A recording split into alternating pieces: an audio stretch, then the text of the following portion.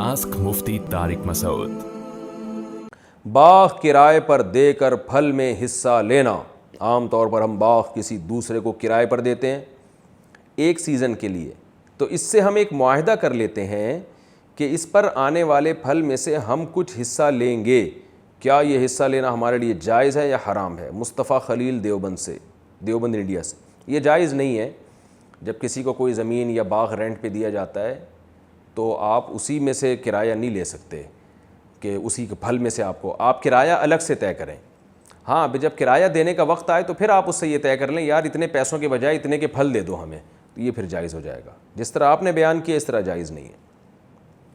ایک مسجد میں 2 جمعے ہو سکتے ہیں، کیا ایک ہی مسجد میں 2 دفعہ جمعہ پڑھایا جا سکتا ہے یا نہیں؟ اصل حکم تو یہ کہ نہیں پڑھایا جا سکتا، لیکن اگر کسی غیر مسلم کنٹری میں جگہ ہی نہیں ہے اور وہ مسجد سے باہر نمازیوں کو کھڑے ہونے کی اجازت نہیں دیتے، پھر مجبوری میں گنجائش ہے۔ ظہر کی 4 سنتیں رہ جائیں تو بعد میں کیسے پڑھیں؟ ظہر کی سنتیں اگر رہ جائیں تو فرض نماز کے بعد پہلے کون سی سنتیں پڑھیں؟ 4 سنتیں یا 2 سنتیں؟ اعجاز احمد۔ افضل یہ ہے کہ ظہر کی 4 سنتیں اگر رہ گئیں تو ترتیب کو باقی رکھنے کے لیے بہتر یہ ہے کہ پہلے 2 سنتیں پڑھ لیں، اس کے بعد 4 پڑھ لیں۔ کسی نے اس کے الٹ کر لیا تو بھی ٹھیک ہے، کوئی حرج نہیں ہے۔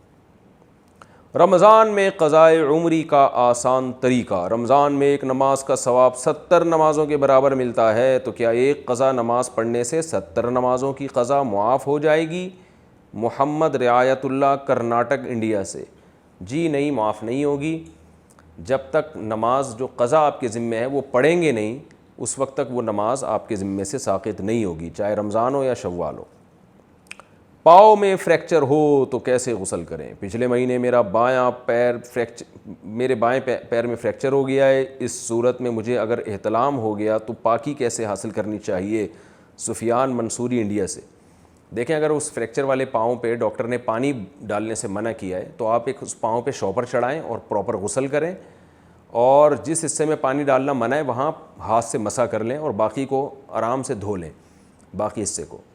اور اگر گیلا ہاتھ پھیرنے سے بھی ڈاکٹر نے منع کیا تو پھر اپنے حال پہ ایسے ہی چھوڑ دیں، اور اگر پٹی بندھی ہوئی ہے تو پٹی کے اوپر مسح کر لیں تو غسل انشاءاللہ ہو جائے گا۔